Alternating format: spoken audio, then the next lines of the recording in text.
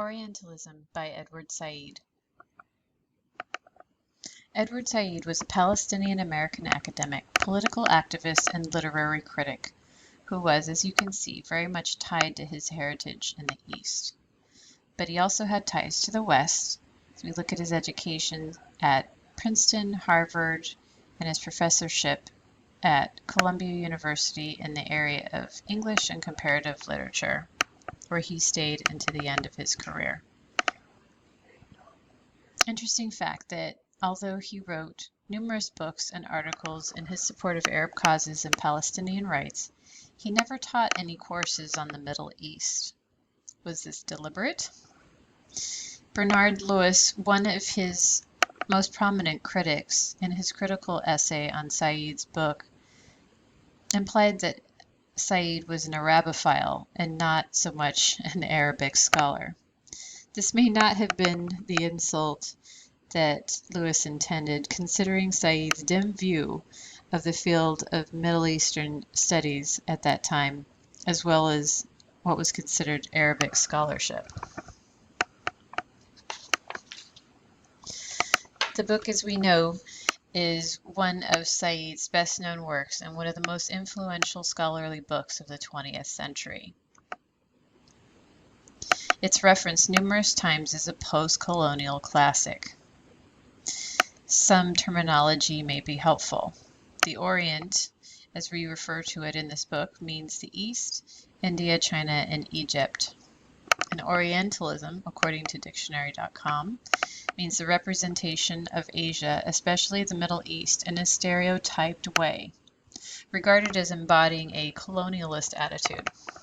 Said would expand on this definition, saying that Orientalism had its place before colonialism and up perhaps until the present day. So as you consider the subject, think about, what do you know about the Orient and how do you know it?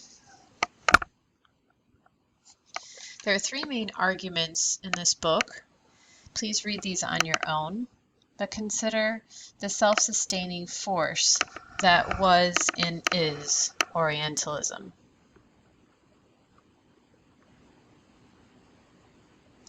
The scope of Orientalism is quite large.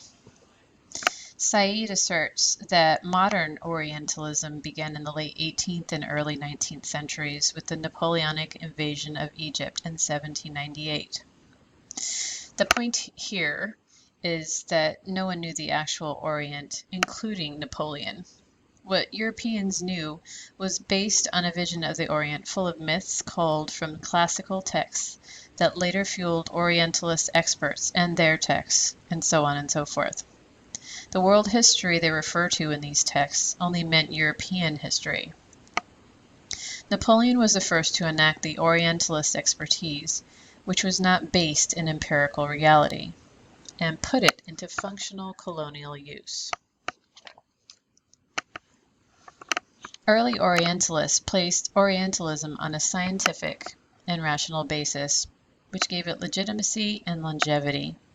They included in their work a distinct vocabulary and ideas that could be used by any Orientalist recruit. With reconstruction and repetition at its core, a community of scholars helped Orientalism grow in prestige and public confidence. Many of us may not know the writers, poets, and artists, scholars from this period, but we do recognize some names such as Gustave Flaubert, Rudyard Kipling, George Orwell. We're not Orientalists per se, but writing about the Orient or Orientals in an Orientalist fashion, thus perpetuating the myth. They became part of the corporate and cumulative identity of Orientalism. Their part was in this generally determined kind of writing that appeared in travel books, books of exploration, fantasy, exotic description. Orientalism was very much an industry with associations with traditional learnings, the classics, the Bible, philology, and public institutions, governments, trading companies, geographical societies, universities. All of this produced an Orient that was a construction, as Said notes, a system of representations framed by a whole set of forces that brought the Orient into Western learning, Western consciousness, and later Western empire. By World War I, 85% of the Earth's surface was under the dominance of the West now including the US. But by post-World War II, worldwide movements of decolonization had begun. This did not mark the end of Orientalism.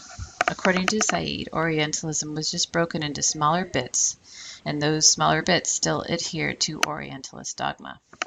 The shift we refer to above was rooted in universities, governments, and research foundations, which were in turn influenced by established Orientalists. Consider Harvard's Center for Middle Eastern Studies, whose director was a man named Gibb, an established Orientalist who used the prestige of the university to influence public policy. In a quote from Gibb in 1951, he called for an expansion in Anglo-American programs of Oriental studies, positioning them as instruments of national policy towards newly independent, possibly intractable nations of the post-colonial world. Said notes that actions like this instilled a sudden interest in governments and corporations in the non-Western world in post-World War II. Think of other ways that Orientalism may still exist today. In what forms?